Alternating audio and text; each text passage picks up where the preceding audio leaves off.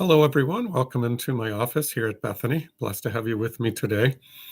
We get ready this weekend to remember the feast day of Christ the King. It is Christ the King Sunday. Actually, there's a history behind this particular Sunday.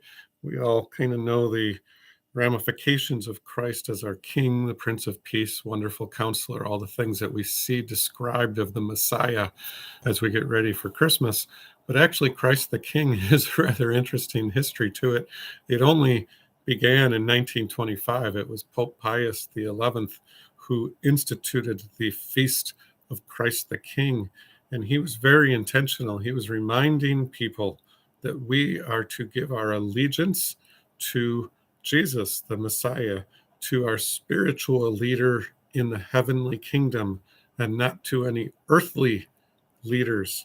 And he was specifically responding to the rise of Mussolini. Of course, there was a little bit of a proximity issue there related to where Rome is and where Mussolini was in Italy. So obviously, Pope Pius XI was concerned about the rise of Mussolini and other dictators in that time period, eventually Hitler and so on. So in 1925, in response to Mussolini, Pope Pius XI instituted the Feast of Christ the King. Give your allegiance to our spiritual leader and not to any earthly leaders. Kind of interesting in so many ways. That's a message that is important to us today in what we're living also. But I want to go into Christ the King a little bit deeper. I mentioned Jesus as the Prince of Peace, the Wonderful Counselor. I also want to mention that our gospel this week is actually a gospel that we see every year during Holy Week. It is Jesus' crucifixion on the cross. Kind of odd, Christ the King, and we pay attention to his crucifixion on the cross. But of course, it did say the King of the Jews above his head on the cross. And specifically, we have the gospel story of the two criminals on either side of Jesus, and the one saying, if you're the Messiah, save us. And the other one saying, we deserve to be here. He does not. And then looking at Jesus and saying, remember me in your kingdom.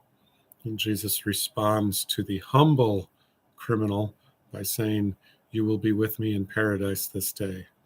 It is a beautiful gospel. We obviously talk about it every year during Holy Week, as I mentioned. But there's something very interesting in there. Jesus, the King, Christ, the King, being willing to die for his subjects. Actually, that goes back to another word that is prominent in the Bible. In Genesis, God tells us to have dominion over the creation. But dominion is an interesting word. It means to protect at all cost, because of course a king won't have a domain if he doesn't protect his subjects at all cost, including the giving of his own life. And so that's why we have this particular gospel for Christ the King, because Jesus is willing to give his life to protect his subjects. That is the true meaning of dominion. There's a lot of grace in that word. So Christ the King, it has an interesting history, and it has a very fascinating gospel this week as well. I look forward to exploring that with you. This is also the last Sunday in Pentecost. We get ready for Advent next week.